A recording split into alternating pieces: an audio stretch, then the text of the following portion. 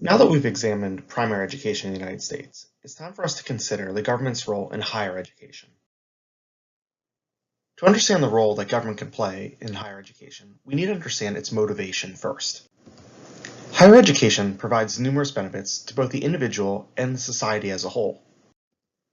For the individual, as I mentioned earlier in the module, it is well documented that there's a correlation between more education and greater lifetime earning potential for individuals.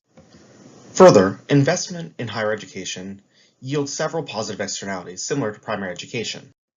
It enhances society's civic and democratic engagement.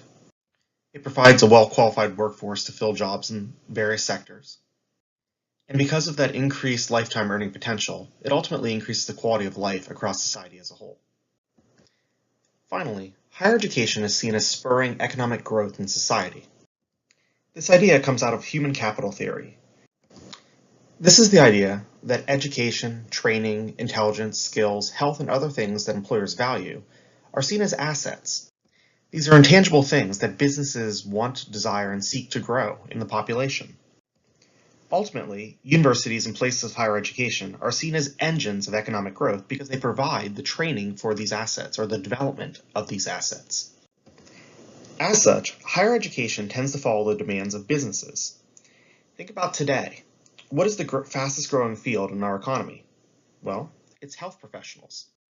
Changes in national and state policies surrounding insurance have yielded a greater demand for individuals skilled in this field. But this happens other places in time as well too. Go back to the 2000s. The war on terror as well as domestic security created a demand for individuals focused on law enforcement. Go back to the 90s. The dot-com boom and the rise of the internet pushed for a demand for individuals skilled in tech services. If you take the long-run look at our economy, however, it has been changing over time. Very early in our economic development, what was the largest sector of growth? Manufacturing. However, over time, our economy has changed. There's been less of a need for individuals skilled in this sector, otherwise known as the working class individuals. We've pushed more and more for service-oriented industries, like the financial sector or insurance. And today we've seen a rise of the creative class. This idea of the creative class was developed by Richard Florida, who proposed this idea of thinking about engines driving wealth creation in our society. Considering the shift from manufacturing economies, the new drivers of economic development are creative professionals, specifically, as he calls them, the super creative corps. This includes artists and designers and creative professionals like managers and lawyers. Ultimately, this creative class brings economic growth to countries through new ideas, high-tech industry, and regional growth. So what then has been the role of government in higher education? Well, a lot of it really has to do with funding. All levels of government provide some sort of funding for higher education because they seek the positive benefits that were previously mentioned.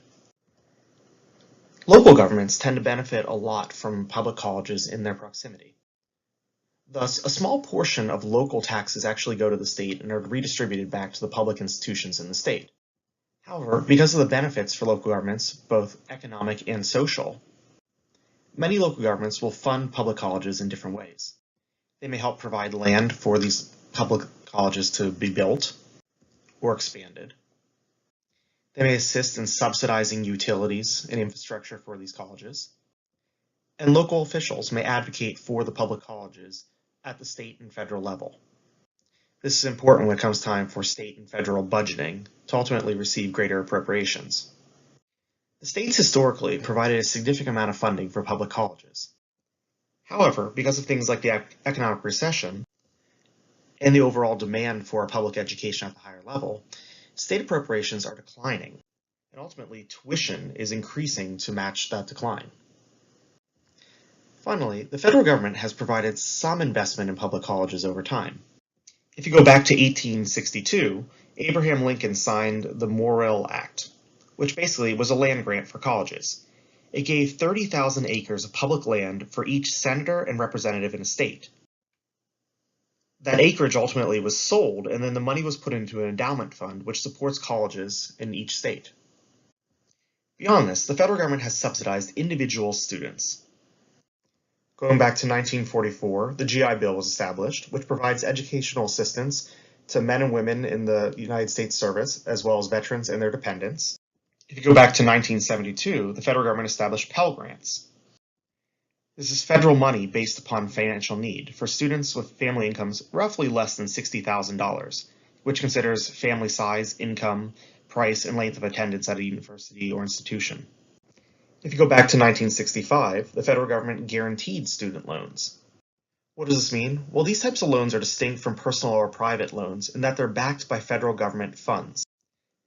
Thus, these loans are underwritten and guaranteed by the federal government, ensuring that private lenders would assume no risks should the borrower ultimately default. Thus, the availability of student loans increased for students across the country.